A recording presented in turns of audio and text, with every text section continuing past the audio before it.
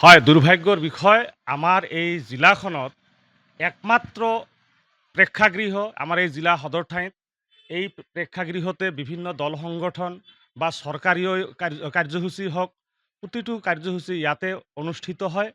অথচ দেখা গৈছে যে এই হলটোৰ ৰিপেয়াৰিঙৰ নামত বিভিন্ন সময়ত টকা চেংচন হয় আৰু ঠিকাদাৰসকলে লুটি-পুটি খায়। আজি জৰাজীৰ্ণ অৱস্থা। সদ্যহতে প্ৰায় 10 লাখ টকা 15 ফাইনেন্সৰ জৰিয়তে মোকলাই দি ৰিপেয়াৰিঙৰ ব্যৱস্থা কৰাৰ কাৰণে দিয়া হৈছিল, যদিও দেখা গৈছে যে জৰাজীৰ্ণ অৱস্থা, টিংপাত জহি খহি যোৱা অৱস্থা হৈছে।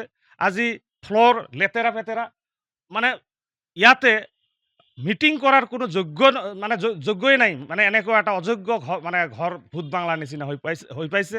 গতিকে আমি জিলা প্ৰশাসনক আমি এপিল কৰিছোঁ। আজি আমাৰ জিলাত কৰ্মদক্ষ এজন IAS অফিচাৰ DC মহোদয়, তেখেতক আমি এপিল কৰিছোঁ আপোনালোকৰ মিডিয়াৰ যোগেদি যে এই গৃহৰ ৰিপেয়াৰিঙৰ নামত বিভিন্ন সময়ত কেনেকুৱা কাম কৰিল আৰু কোনে লুটি খালে এইটো এটা তদন্ত হ'ব লাগে। তদন্ত অনুপাতে দোষীসকলক বিহিত ব্যৱস্থা ল'ব লাগে আৰু এই গৃহখন যাতে জহি খহি নাযায়, অতি শীঘ্ৰে ৰিপেয়াৰিং কৰি যোগ্য হিচাপে গঢ়াই তুলিবৰ ব্যৱস্থা কৰিব লাগে। এই দাবীও আপোনালোকৰ মিডিয়াৰ যোগেদি উত্থাপন কৰিছোঁ।